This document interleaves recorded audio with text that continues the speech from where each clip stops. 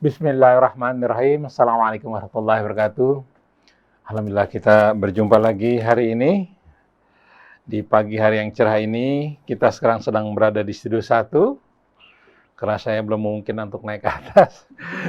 Ya, Alhamdulillah sini sudah ada satu scene, Ustaz Isa lengkap. Kita jumpa lagi dalam cara renungan di bawah naungan Al-Quran. Mas Ondi, siap Mas Ondi ya? Mas Ondi ini di kamera dan switcher. Kita akan mengambil tema, jangan kamu merasa minder dengan Islam. Itu tema yang akan kita bicarakan pada pagi hari ini. Assalamualaikum Ustaz Husin, Ustaz Isa. Baik, kita mulai acara ini dengan membaca Al-Fatihah. A'udzu billahi minasy syaithanir rajim. Bismillahirrahmanirrahim. Alhamdulillahi rabbil alamin. Ar-Rahmanir Rahim. Maliki yaumiddin. Iyyaka na'budu wa iyyaka nasta'in. Ihdinas siratal mustaqim. Siratal ladzina an'amta 'alaihim ghairil maghdubi 'alaihim waladdallin.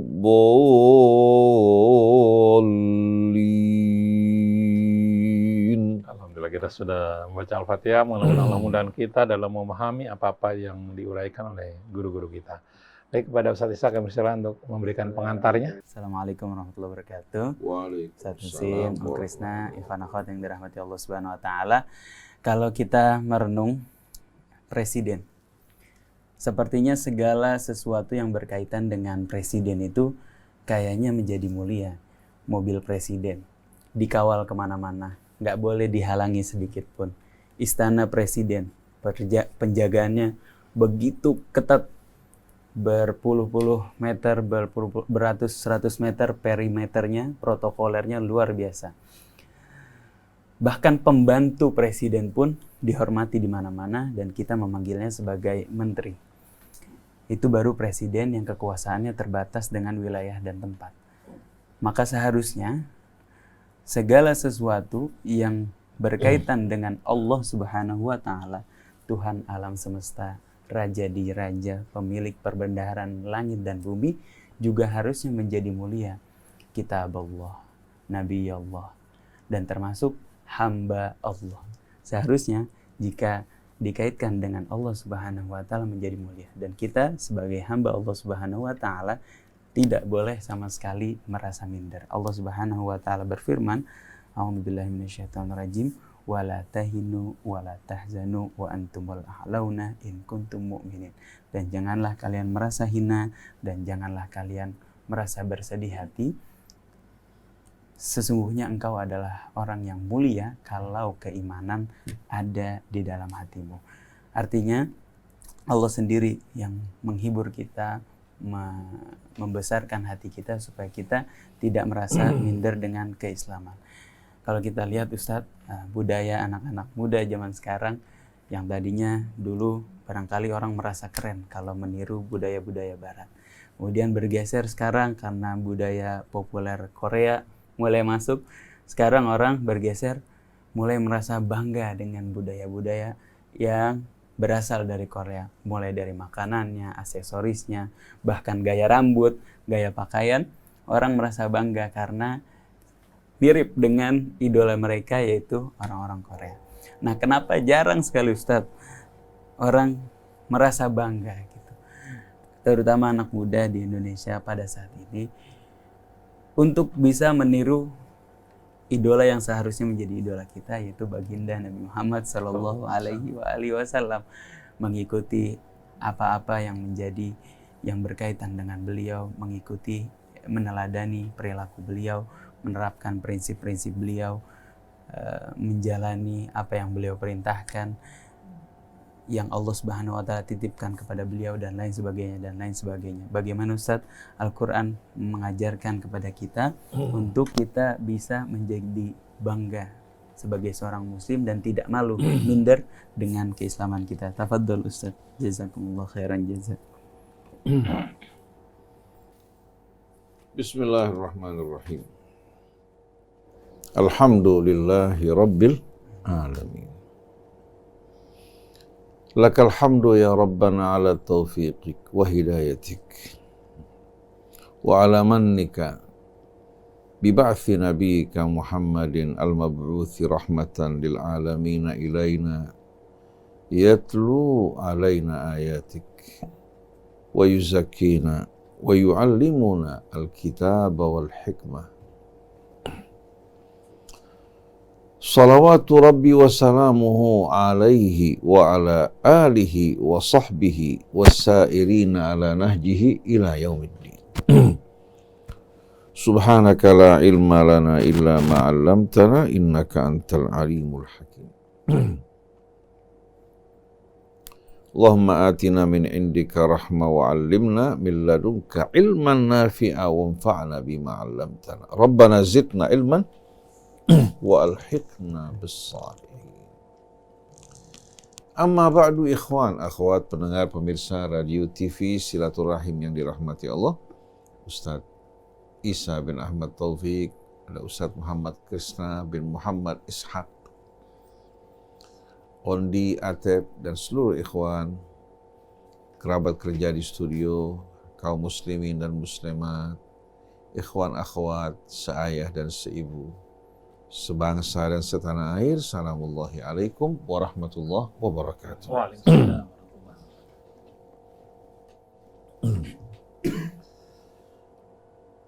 Sering orang bertanya-tanya, mengapa kita menyaksikan fenomena yang aneh dari kaum muslimin yang tidak lagi merasa bangga dengan Islam, tidak merasa bangga dan bersyukur karena Allah Subhanahu wa Ta'ala menjadikan mereka sebagai orang-orang yang beriman. Mereka lebih tertarik dengan arus budaya yang datang dari berbagai macam penjuru dunia. Bukan hanya yang datang dari Barat, bukan hanya yang datang dari Korea. Karena kita tahu medsos pada saat ini, media sosial, membuka diri kita terhadap berbagai macam kejadian, perubahan dan budaya di seluruh dunia ini. Mau tidak mau, banyak orang yang terpengaruh. Apalagi ketertarikan, rasa hormat, kekaguman terhadap bangsa-bangsa yang besar. Itu merupakan satu hal yang wajar. Satu hal yang wajar. Kalau seandainya banyak orang mengagumi Barat, mengagumi Amerika, mengagumi Selandia Baru, Australia, begitu juga mengagumi Korea.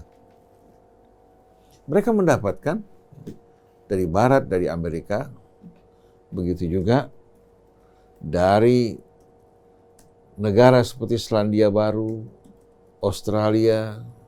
Begitu mereka berkunjung ke daerah ini, kembali ke tanah air mereka, mereka merasakan bahwasannya bangsa mereka tertinggal jauh. Baik dalam bidang ilmu pengetahuan, dalam bidang disiplin, berkaitan dengan hak-hak asasi manusia. Sedangkan mereka rata-rata atau mayoritas beragama Islam. Akhirnya mereka beranggapan bahwa kemunduran mereka, ketertinggalan mereka, kebodohan mereka, ya, kelemahan mereka bersumber dari Islam.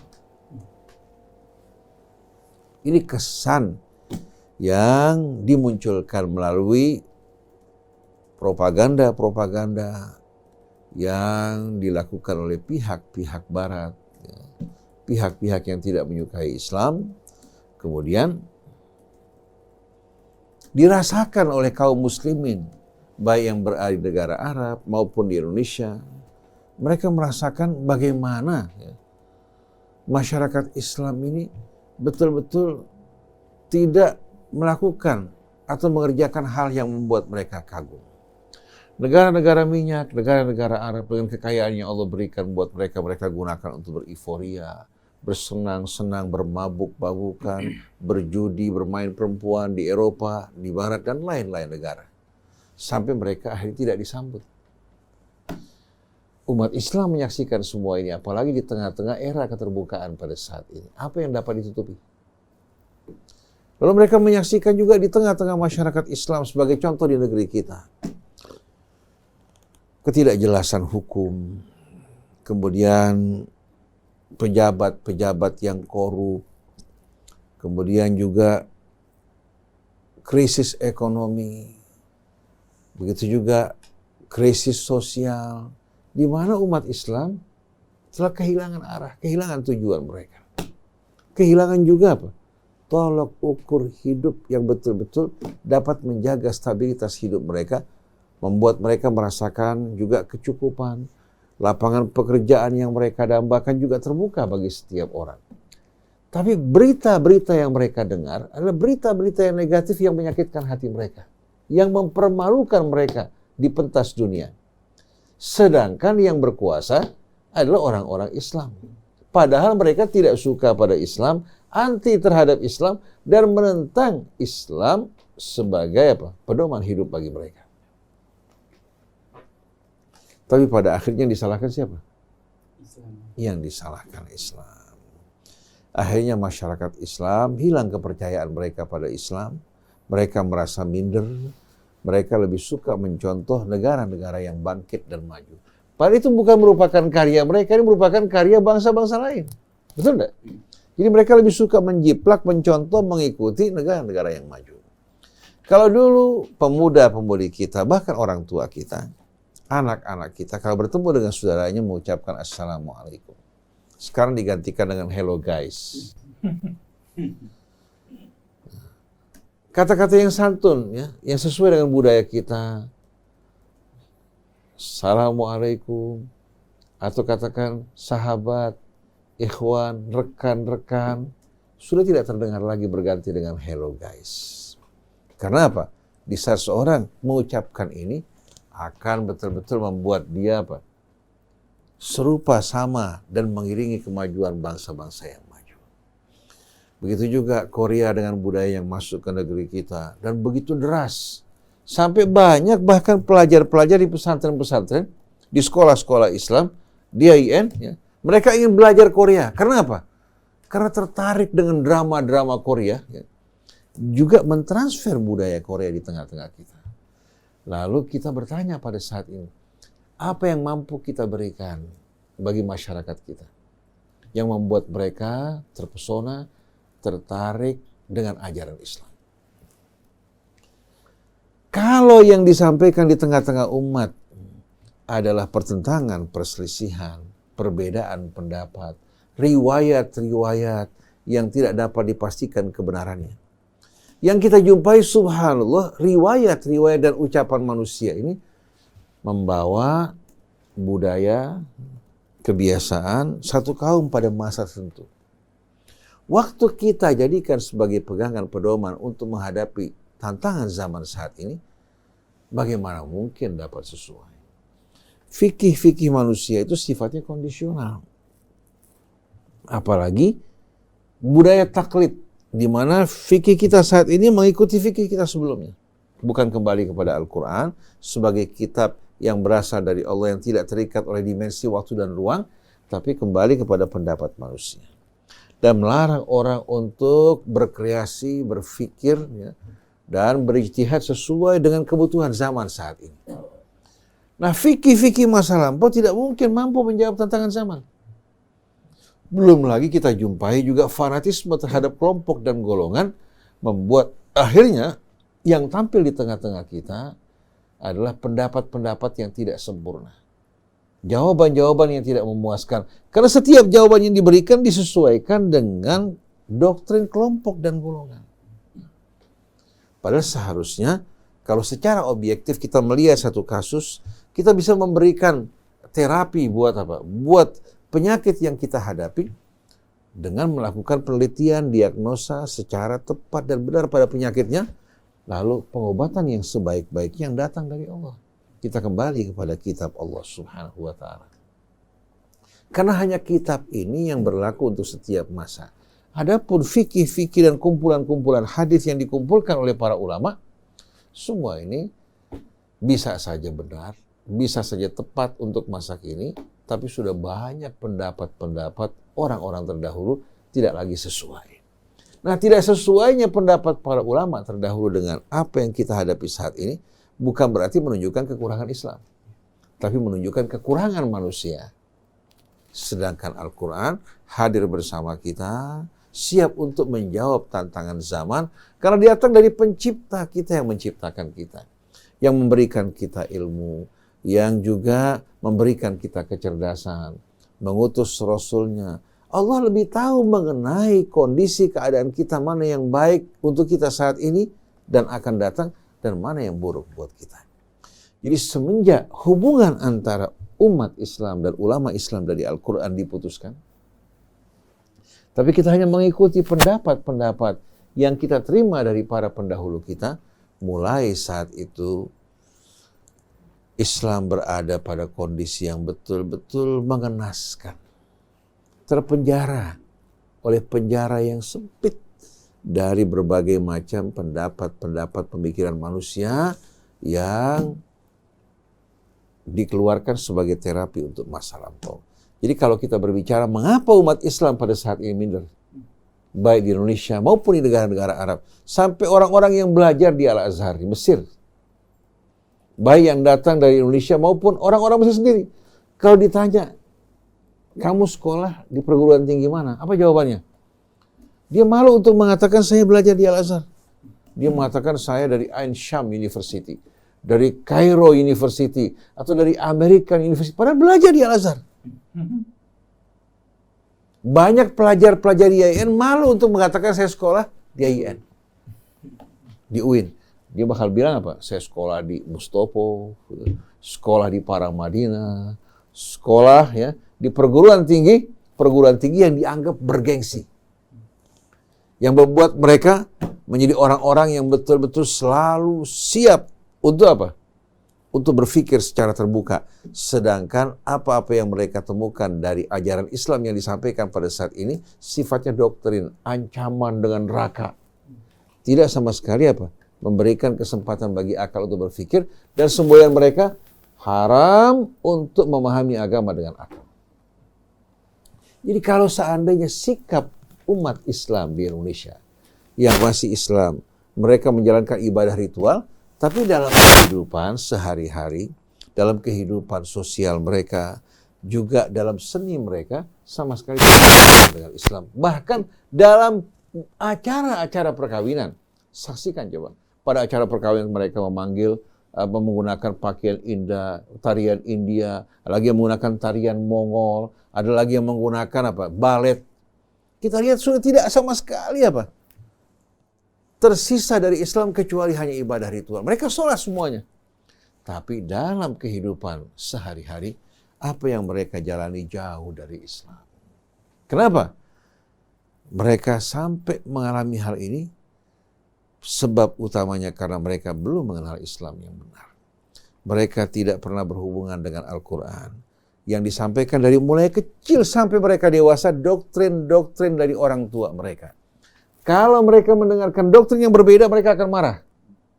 Mereka akan mengecam. Tapi kalau mendengarkan ayat-ayat Al-Quran yang bertentangan dengan kebiasaan mereka, mereka mengatakan orang-orang tua kami lebih tahu mengenai Al-Quran daripada kami. Allah tidak pernah menjanjikan kepada kita akan membela kita hanya sekedar kita menyatakan diri kita sebagai umat Islam. Atau kita menjalankan ibadah ritual, tapi kehidupan kita terputus dari Allah Subhanahu wa Ta'ala. Dia mengaku sebagai hamba Allah dengan mulutnya, tapi ternyata kehidupannya seluruhnya menunjukkan keingkaran, pembangkangan terhadap Allah. Oleh karena itu Allah berfirman dalam surat An-Nisa mengancam mereka-mereka yang memisahkan antara apa? Antara kehidupan mereka dengan tuntunan Allah Subhanahu wa Ta'ala. Wa may yushaqiqir rasul min ba'di ma tabayyana lahul huda wa yattabi ghaira sabilil mu'minin nuwallihi ma tawalla wa nuslihi jahannam wa sa'at masira. Siapa yang menentang Rasul setelah jelas baginya petunjuk Allah? Kita bertanya, sudah belum menjelaskan petunjuk Allah? Sudahkah umat di tengah-tengah kita memahami petunjuk Allah yang sebenarnya? Wa yattabi ghaira sabil mu'min, setelah dia menerima petunjuk Allah, ternyata dia mengikuti gaya hidup orang yang tidak beriman. Nuwallihi ma tawalla, kami akan membiarkan dia menempuh jalannya. Wa nuslihi jahannam, dan kami akan masukkan dirinya ke dalam api neraka jahannam. Wa sa'at masira, dan itulah seburuk-buruknya tempat kembali. Ayat ini berlaku sebagai ancaman bagi mereka yang sudah tahu kebenaran, kemudian meninggalkannya, lebih suka hidup dengan mengikuti hawa nafsu mereka. Allah tidak akan halangi, tapi akhir dari orang semacam ini api neraka. Tapi yang terjadi sekarang ini, kebanyakan umat Islam tidak mengenal Islam dan tidak memahami Islam. Bagaimana akan memahami Islam sedangkan Al-Quran hanya dibaca dan dihafal tanpa difahami? Bahkan banyak ustadz, kiai, ulama yang melarang orang untuk mempelajari Al-Quran. Sedangkan sebagian orang yang mempelajari Al-Quran dan tafsirnya bukan memahami Al-Quran secara murni, tapi Al-Quran yang digiring sesuai dengan riwayat-riwayat yang mereka riwayatkan yang tidak terjamin kebenarannya. Jadi kalau sebahagian orang Islam mulai ragu terhadap Islam, tidak mengherankan. Padahal kalau kita merenungkan betul-betul ajaran Islam dengan sebenar-benarnya, kita akan temukan antara kita dan tuntunan Allah tidak dapat dipisahkan. Kalau kita dipisahkan dengan tuntunan Allah yang menciptakan kita, yang merancang juga jiwa kita, yang menganugerahkan pengetahuan dan petunjuk. Kalau kita dipisahkan dari semua ini, kita akan binasa. Kita akan terlunta-lunta di tengah-tengah kebingungan. Karena tidak ada yang lebih tahu mengenai kita, mengenai jiwa kita, mengenai apa yang baik dan buruk bagi kita, kecuali atau sebaik Allah Subhanahu wa Ta'ala. Ajaran Islam merupakan ajaran yang fitri. Kenapa dikatakan fitri? Karena datangnya dari pencipta kita yang merancang jiwa kita. Dan Allah Subhanahu wa Ta'ala telah tanamkan dalam jiwa kita kecintaan pada kebenaran, kebencian pada hal-hal yang buruk. Jadi jiwa kita sebelum didatangi oleh para nabi, sebelum kita menerima keterangan dari petunjuk Allah Subhanahu wa Ta'ala, sebenarnya dalam jiwa kita telah terdapat naluri yang membantu setiap orang untuk membedakan mana baik dan buruk. Ketika datang ajaran para nabi, ajaran pembawa kebenaran, jiwa manusia merasakan kebenarannya. Bila datang seorang berbicara yang tidak benar, keluar dari hal-hal yang diridhai Allah Subhanahu wa Ta'ala, berbicara mengenai yang mungkar, jiwa manusia juga mengingkarinya. Oleh karena itu seorang pernah datang pada Nabi kita Muhammad SAW menyatakan dirinya betul-betul beriman kepada Allah dan Rasulnya, dan dia siap masuk ke dalam Islam. Pertanyaan Nabi agar menjadi pelajaran buat kita, apa yang membuat kamu menerima Islam? Dia mengatakan, ya Rasulullah, saya selalu memperhatikan, mendengarkan apa yang kamu sampaikan sebelum saya datang ke tempat ini. Dan saya merasakan setiap ajakan dan seruanmu sejalan dengan apa yang terdapat dalam nurani saya. Dan saya juga ketika mendengarkan larangan-larangan yang kamu sampaikan, ayat-ayat yang mengingatkan kami merasakan bahwa yang kamu ingatkan dan kamu larang itu adalah hal-hal yang diingkari oleh jiwa kami. Oleh karena itu saya yakin akan kebenaran kamu. Asyhadu an la ilaha illallah wa asyhadu anna Muhammad Rasulullah. Nah sekarang kita bertanya, apakah pelajaran-pelajaran doktrin-doktrin yang diajarkan oleh para ulama, para kiai, para ustadz di tengah-tengah umat selaras dengan fitrah manusia? Yang mengajak umat untuk bermusuh-musuhan, berselisih, caci memaki. Bayangkan coba, mengucapkan kata-kata yang kotor. Setiap manusia pasti akan merasa antipati dengan hal seperti ini. Jadi kalau kita ingin membuat Islam kembali ke dalam hati masyarakat Islam, bahkan menarik orang yang di luar Islam, ajaran Islam yang disampaikan sesuai dengan petunjuk Allah yang sejalan dengan fitrah manusia. Kalau tidak, maka para ustadz, para kiai, para ulama berkhianat terhadap amanat Allah Subhanahu wa ta'ala. Allah dengan tegas menerangkan kepada Rasulnya apa sebabnya beliau diutus. Wa ma anzalna 'alaikal kitab illa litubayyina lahumul ladzi ikhtalafu fihi wa hudan wa rahmatan liqaumin yu'minun. Sesungguhnya kami tidak menurunkan Alkitab padamu wahai Rasulullah melainkan agar engkau memberikan penjelasan, penerangan, dan memutuskan apa yang terjadi di antara mereka dari perselisihan ahli kitab sebelumnya. Begitu juga orang-orang yang datang setelah mereka. Dan juga sebagai petunjuk dan rahmat bagi orang yang beriman.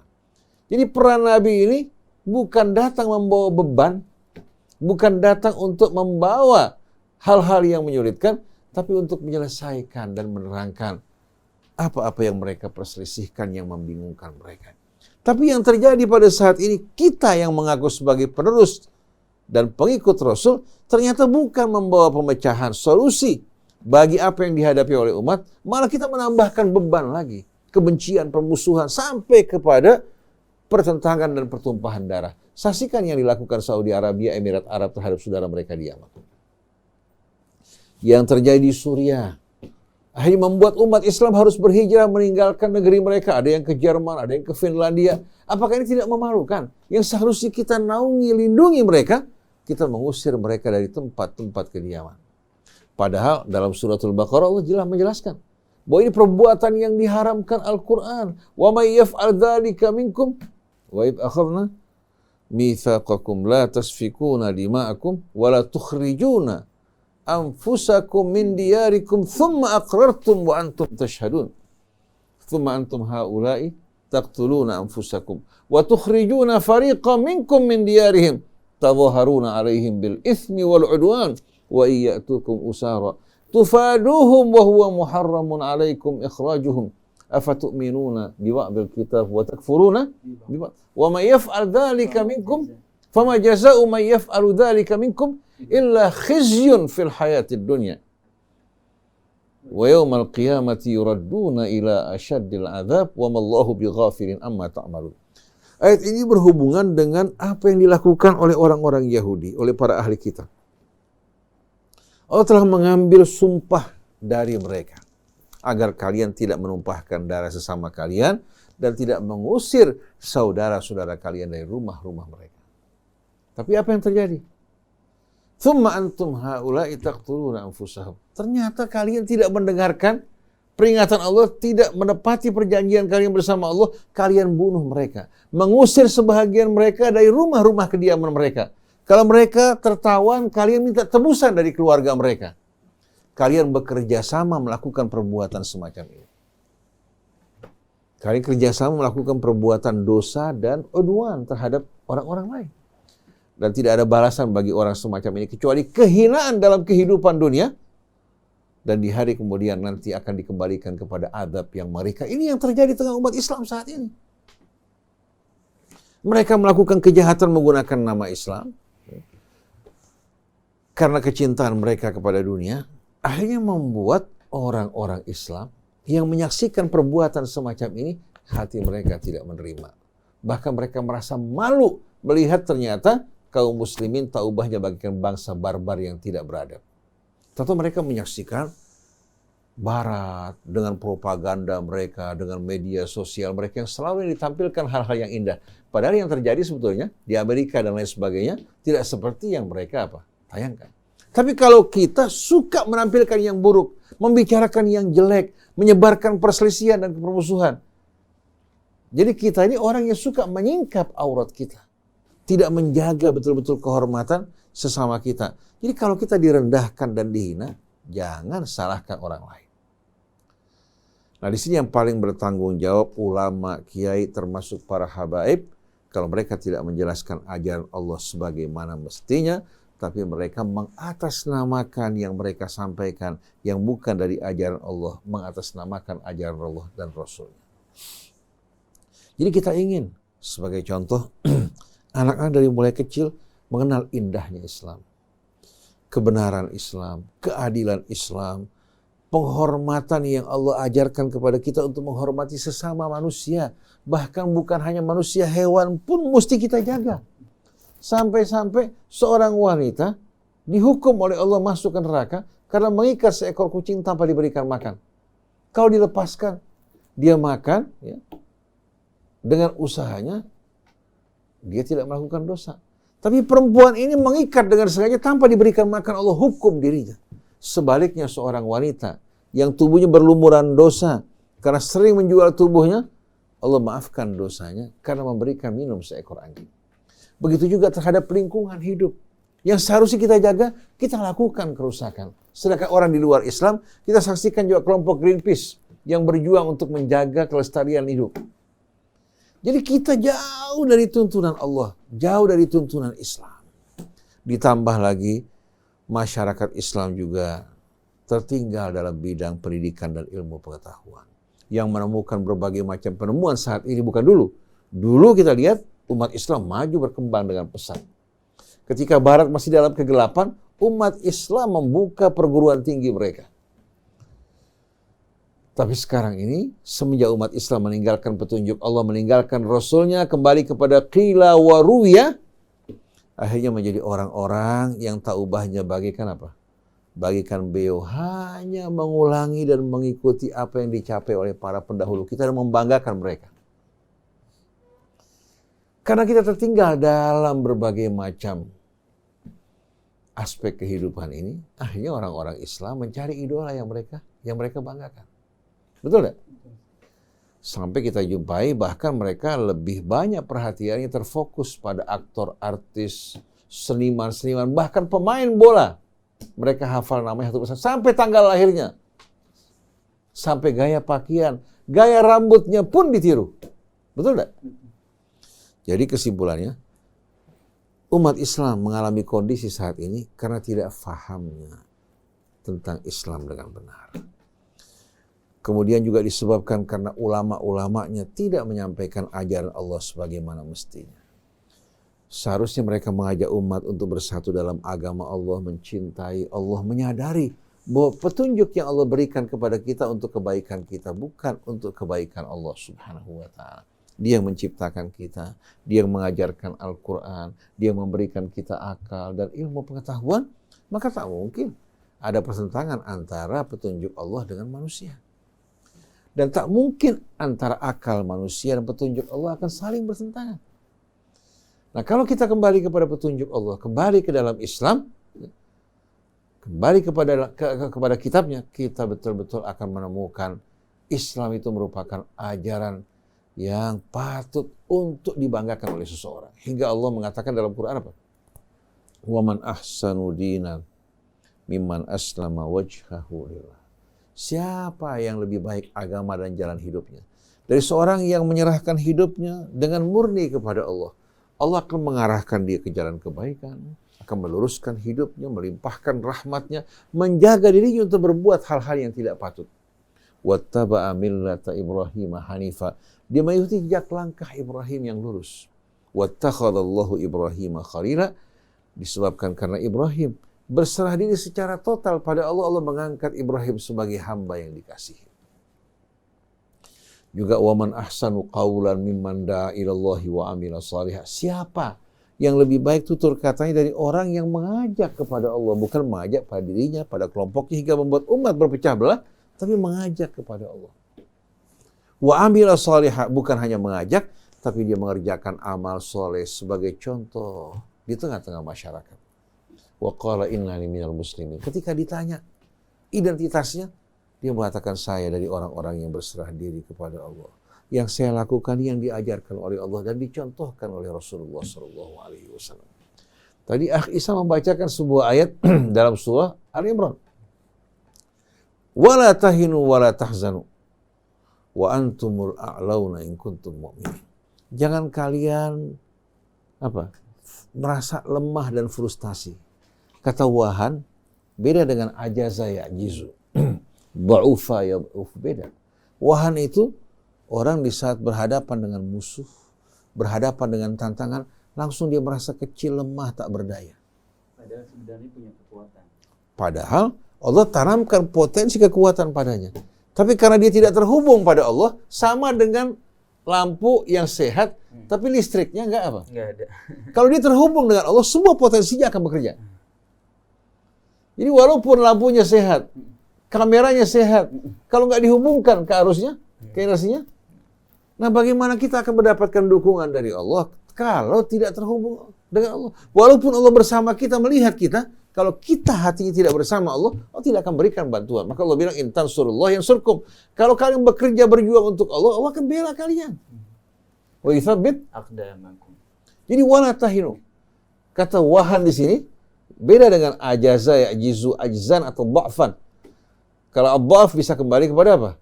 Kembali kepada kelemahan fisik. Al-ajzu menggambarkan orang yang tidak. Tapi kalau sudah wahan, kelemahan yang kembali kepada jiwanya, hingga walaupun dia kuat, keberaniannya hilang. Semangatnya betul-betul hilang sama sekali. Wala tahzanu, dan jangan bersedih kalau terjadi korban dalam perjuangan, itu biasa.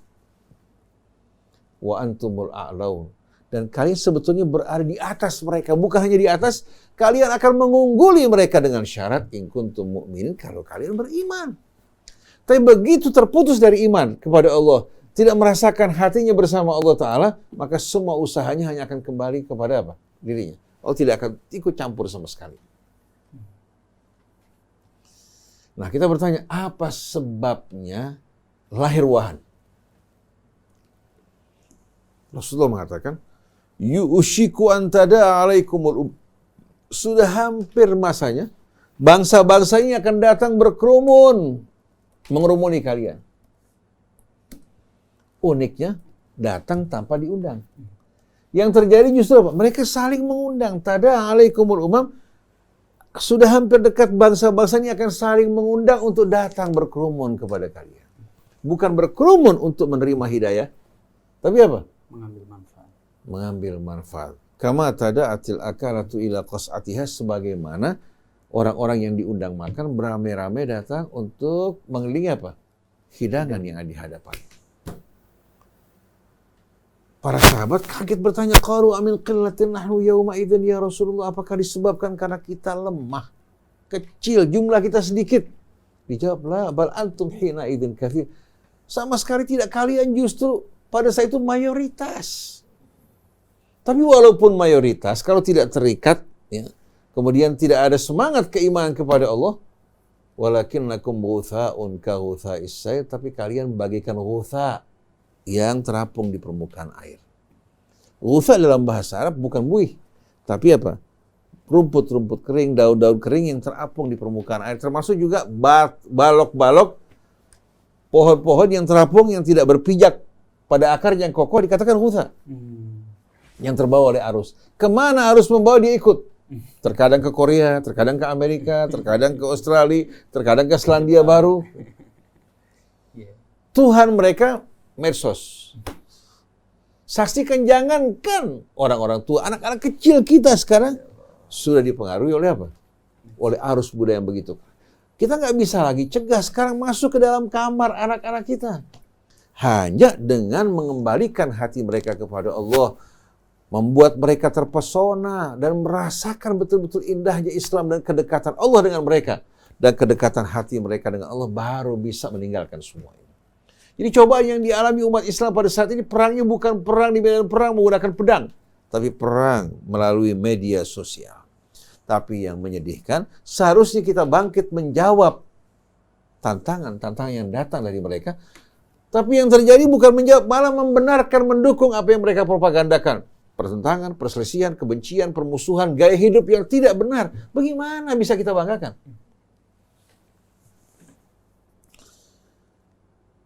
Setelah itu Rasulullah mengatakan apa?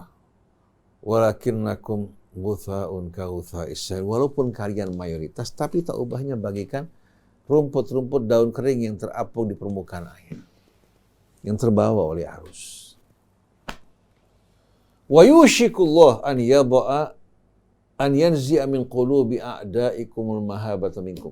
Dan sudah hampir tiba saatnya Allah mencabut wibawa kalian dari hati musuh-musuh kalian.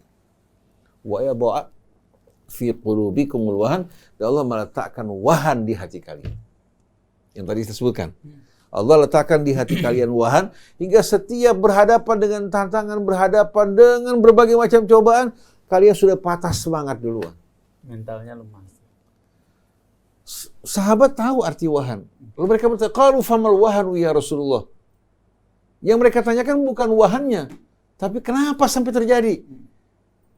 Kenapa sampai muncul wahan tersebut, wahai Rasulullah? Dijawab, hubbud dunya wa karahiyatul maut. Cinta dunia dan takut mati. Padahal walaupun dia takut mati, mati akan datang pada waktunya.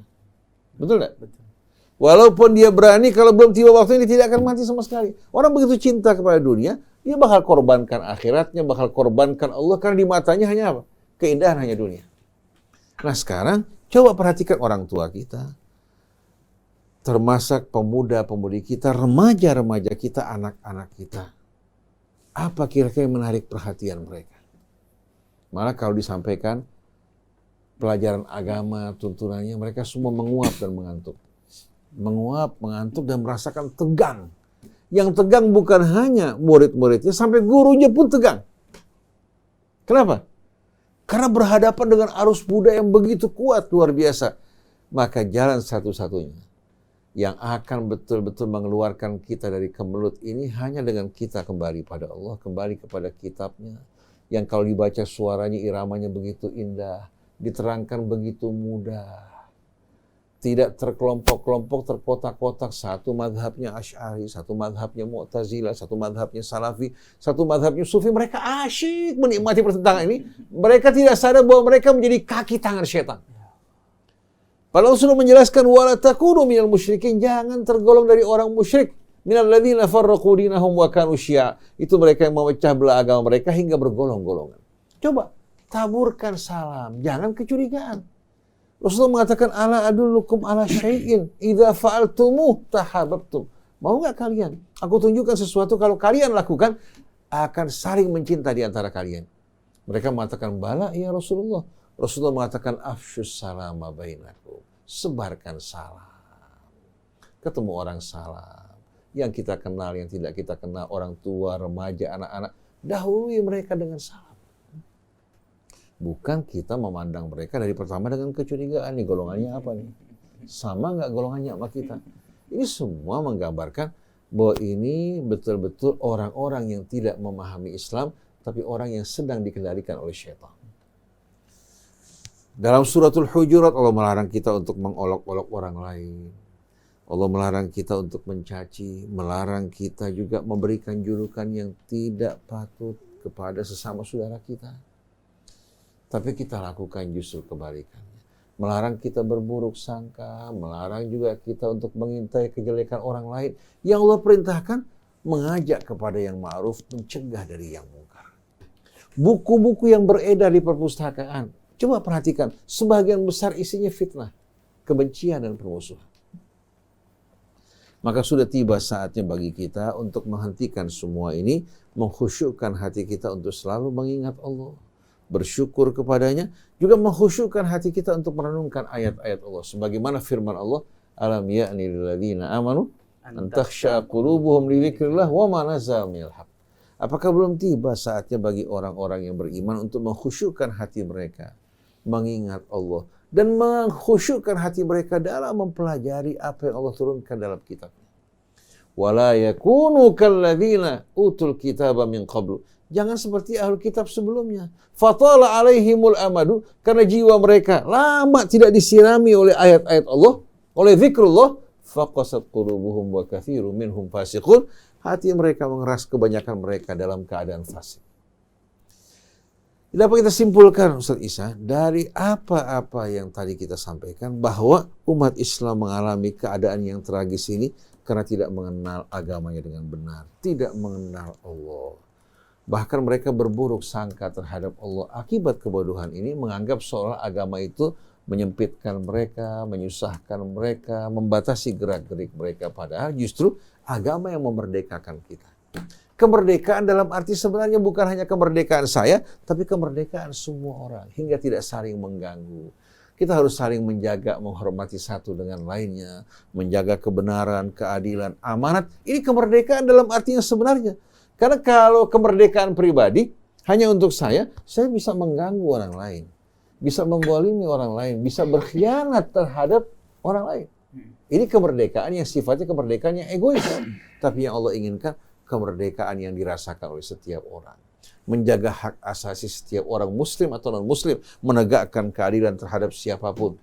Juga menjaga amanat, menepati janji, tidak mengganggu sesama saudaranya, bahkan menjaga lingkungan hidupnya. Ini yang Allah perintahkan.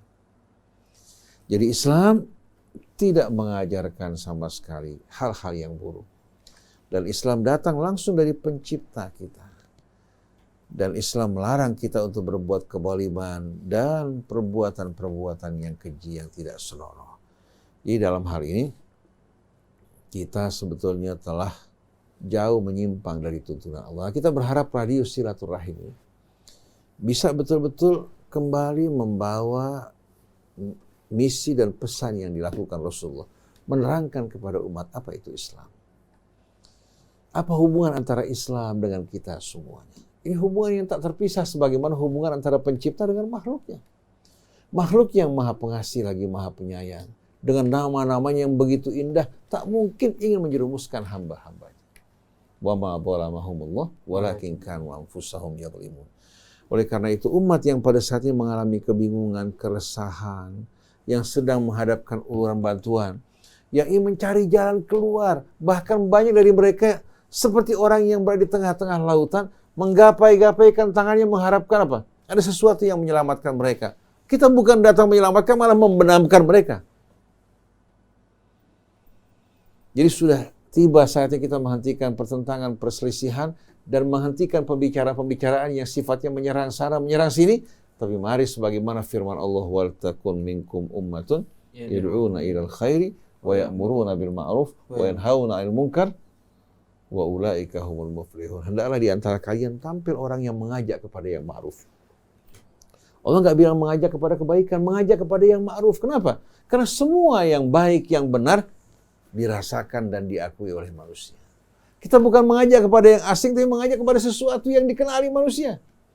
Juga mencegah dari yang mungkar, bukan mencegah dari yang buruk. Kenapa? Karena semua hal yang tidak benar, yang buruk itu juga diingkari oleh jiwa manusia. Bukan hanya yang beriman, yang kafir pun mengingkari. Kemudian apa? Wa ulaika humul muflihun. Mereka adalah orang-orang yang betul-betul apa? Yang beruntung dan sukses. Jadi yad'una ilal khairi. Setelah itu wa ya'muruna bil ma'ruf wa yanhauna 'anil munkar. Artinya, yang kita perintahkan, yang kita ajak itu hal yang ma'ruf, bukan yang asing. Yang kita tentang hal-hal yang diingkari oleh setiap manusia.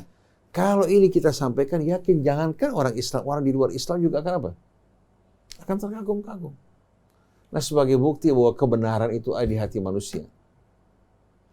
Ada seorang pejabat yang korup. Tiap pulang, dia bawa tas isinya dolar dan rupiah ditaruh di atas lemari.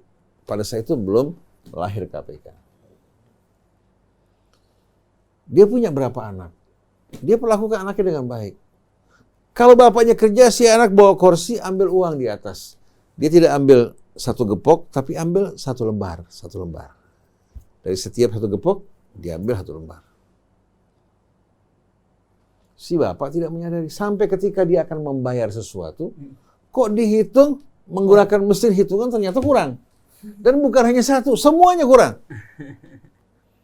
Akhirnya dia pulang ke rumah, dia panggil anaknya, dipanggil keluarganya, dia bertanya, siapa yang ngambil uang? Punya bapak. Yang mengambil langsung, karena tidak ingin yang lain kena, saya Pak. Kenapa kamu mengambil? Kenapa kamu mencuri uang papa? Papa sudah bilang sama kamu, kalau kamu butuh sesuatu, bilang sama papa. Dari mana kamu belajar? Si anak mengatakan, dari papa. Kapan papa pernah ngajak kamu mencuri? Si anak menjawab, ini uang yang di atas, Pak. Dari mana papa dapatkan? Berapa gaji papa? Berapa yang di atas? Dia mengatakan, kita sama-sama, Pak. Si bapak berdiam. Ini merupakan perbuatan yang dicontohkan melalui perbuatan yang lebih ampuh daripada kata bapak. Si bapak tidak menyukai kebohongan dan pencurian, tapi dia mencuri, berbohong, dan berkhianat. Betul nggak? Jadi kita ingin betul-betul agama itu bukan hanya sebuah narasi, bukan hanya slogan, bukan juga apa? Sebagai apa? Alat untuk apa? Menarik umat agar mendukung dirinya, tapi kita ingin agama itu menjadi apa? Menjadi pedoman dan jalan hidup kita. Antara yang kita ucapkan sejalan dengan apa yang di hati kita. Maka Islam sebetulnya menjanjikan bagi yang mengamalkan kuntum khaira ummatin ukhrijat lin-nasi ta'muruna bil ma'ruf wa tanhauna 'anil munkar wa tu'minuna billah. Sebagai penutup, orang bertanya pada Rasulullah, ya Rasulullah, bisa nggak kamu jelaskan untuk kami apa itu kebaikan dan keburukan, benar dan salah? Rasulullah menjawab dengan beberapa jawaban. Yang pertama, albirru matma'annat ilaihi nafsu. Kebaikan yang buat hati tenang. Wala tastahi an yattali alaihi nas. Dan kamu tidak malu kalau orang tahu perbuatan kamu. Wasyarr ma haka fi sadrik. Yang buruk itu yang buat hatimu gelisah. Wa tastahi an yattali alaihi nas. Kamu malu kalau orang lihat perbuatan kamu. Jawaban yang kedua, istafti qalbak wa in aftakal muftu. Tanya nuranimu. Walaupun orang memberikan fatwa membenarkan perbuatan kamu, hati kamu sebetulnya tahu kamu salah atau tidak. Cuma kadang orang cari pembenaran, dia gelisah, dia panggil orang. Pendapat kamu bagaimana? Perbuatan saya ini. Nggak ada masalahnya, semua udah biasa begitu untuk menenangkan hatinya. Padahal waktu orang temannya mengatakan, coba kalau apa yang kamu lakukan, dilakukan orang lain terhadap kamu, kamu terima nggak? Nggak terima. Berarti salah. Betul nggak? Dalam hadis yang lain, dak ma yaribuka ila ma la yaribuk. Tinggalkan yang meragukan kamu kepada apa yang tidak meragukan. Karena kebenaran itu sejalan dengan nurani kita. Kalau kamu berbuat sesuatu yang bertentangan dengan nuranimu, hidupmu akan menderita dan merana. Jadi, saya bukan ingin mencerca masyarakat Islam dan kaum muslimin, tapi saya ingin mengingatkan kembali diri saya yang belum melaksanakan tugas dengan sebaik-baiknya, para alim ulama, para ustadz, bahwa kita semua akan berdiri di hadapan Allah kelak mempertanggungjawabkan apa yang Allah amanatkan di atas pundak kita. Jadi jangan kita lengah, jangan lalai, jangan terpedaya dengan nama kita yang sohor dan populer, banyak juga pendengar kita, pengikut kita. Karena kalau apa yang kita sampaikan tidak sejalan dengan apa yang disampaikan Rasul, maka kelak kita akan berdiri berhadapan dengan Allah dan dikumpulkan bersama orang-orang yang berkhianat terhadap amanat Allah Subhanahu wa ta'ala. Kasihani masyarakat yang awam, yang bodoh, yang sama sekali tidak mengetahui tentang Islam, sampai mereka akhirnya merasa antipati terhadap Islam. Tidak lagi merasa tertarik, bangga dengan agamanya. Bahkan banyak sekarang pemuda-pemuda kita di bawah yang berubah menjadi agnostik. Ada di antara mereka yang masih sholat tapi tidak mau bicara mengenai apa? Mengenai way of life dari Islam. Mereka beranggapan Islam sudah kadaluarsa. Ini masih tidak disadari oleh para ustadz. Kita masih asyik berbicara mengenai hal-hal yang sifatnya bertentangan dan berselisih. Mudah-mudahan Allah jadikan kita semua sebagai hamba-hamba yang menjalankan amanat Allah dengan sebaik-baiknya, jauh dari perbuatan khianat, menyampaikan risalah Allah sebagaimana Rasul menyampaikan, kita menyampaikan dengan cara yang sama yang disampaikan oleh Nabi kita Muhammad sallallahu alaihi wasallam. In uridu illal islaha mastata'tu wa ma taufiqi illa billah. Alaihi tawakkaltu wa ilaihi unib. Subhanakallahumma wa bihamdik asyhadu an la ilaha illa anta astaghfiruka wa atubu ilaik. Alhamdulillah, terima kasih Ustaz Husein. Setelah kita mendengar uraian tadi dengan Ustaz Husein, jadi kita tidak ada alasan untuk minder dengan Islam kita. Terima kasih Ustaz Husein, Ustaz Isa. Oke, saya Muhammad Isra dan Desa Putra, juga Anis Mualim, mohon pamit. Wabillahi taufiq wal hidayah. Assalamualaikum warahmatullahi wabarakatuh. Waalaikumsalam warahmatullahi wabarakatuh.